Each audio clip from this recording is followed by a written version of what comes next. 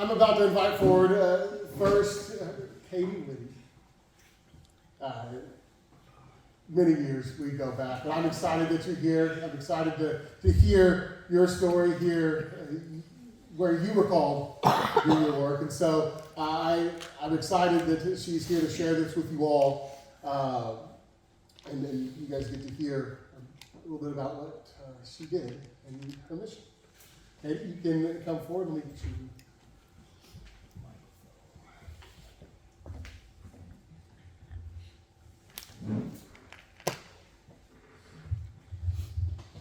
This is kind of intimidating. Good morning. My name is Catie. I go to Bossy High School. I'm actually a senior in high school. And I go to Aldersgate United Methodist Church in Evansville, Indiana. So this is not new for me. But behind me is like all the pictures that we took while we were there. And I feel like I could never do what happened justice just with my words alone. And I feel like the pictures really speak more volumes than my words ever could. And so hopefully after the service, if you want more stories of really what happened, I'd love to tell you them. But first I'd like to tell you why I went. Who's talking after me is Lynn, and she would come back every year and tell us stories about Africa every single year. She's been doing it since 2006, and I was born in 2005, so since I was born, she's been going. So I always hear these stories, and they were amazing. She would tell us about everything she got to do, and they've been building up at Caranio. The Amani Health Center they've been building up since 2006, first with the library and then with the health center, which I got to work at. She also brought the Ugandan church choir, and so I got to sing along with these children who were from a different country, which is always cool. So why did I follow through? So when I was 16 years old, I got into a little bit of an accident, not with a car, but I ran into a tree with my body. And I lacerated my spleen and had to get hospitalized for a little bit. And with that, I realized that even though I wasn't going to die, obviously, they took good care of me. Part of me was like, if I had died right then, I don't feel like I would have fulfilled my life to what God had planned for me. And so because of Lynn, I felt like I really need to go. And I don't know. I never really thought I'd ever follow through with it. I thought, because most of the people went when they're older, when they retire. I know it's true. And I think you should go before you retire. Really, I'm gonna be honest.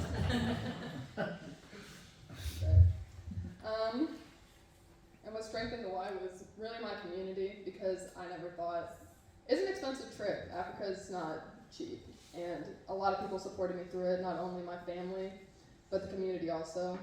My mom really tried to post the calendars with you give like $1 for day one.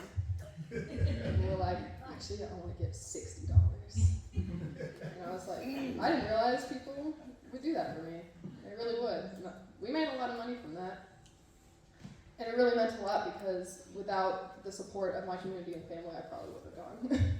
So I really needed that. And really, I didn't know why I needed to go when I went there. I was like, I just felt compelled. And I think God was trying to show me that I needed to go, really. He didn't really it wasn't like in a dream. I was like, who's that guy? I need to go. He was kind of just like, you have so many opportunities in your life, and if you're not taking them, then you're doing me dirty. Because really, you should. There's a lot to go there, and really, it's beautiful. Africa is really beautiful, and I don't really know. I was there really for the work, and I think I enjoyed that more than actually going and doing all the sightseeing, because we did get to do that, which I'm very gracious to Lynn for letting me do that. So I got to see all the animals and everything, but what really counted was the people I met there. Because they're just like us. They're really just like us. They want to be healthy and happy, and they love God. They love worship. And this church kind of reminds me of the church we went to in Ecuador, kind of the style. We'd be hopping around, dancing. I wish we had a video. I should have sent that video. There's a video of us dancing around. But the children really enjoyed seeing me there because I was the youngest one there. They really enjoyed seeing someone like me there. And I don't know. There was a lot of adults there. And as you know, I don't have a medical degree because I'm only 18 and haven't even graduated high school. Sorry, I'm not a kid genius. But I didn't have a medical degree, and they didn't ever make me feel like I needed to have one to be there. They just kind of helped me through it. So, and I was the only one. My parents didn't go with me. I went when I was 17, so last summer, and my parents did not go with me. So it was kind of like my own little adventure. But it didn't really feel like I was lost or anything because Melissa and Lynn really had my back and really made me feel like, you did. Like the struggles of coming back to America. We kept getting stuck. I could not do it. We got stuck in London, we got stuck in New Jersey.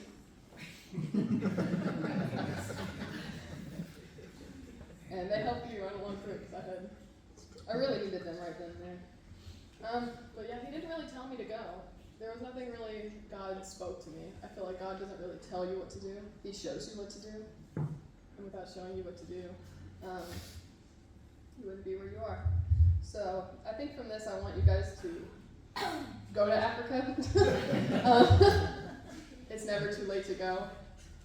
And I think that you don't need an epiphany or a realization to go. I think you should just, once you feel like you need to go, you should just leave. Just leave and go. And come back and tell everyone about what you got to experience. So with that, thank you. And I think Lynn just did that.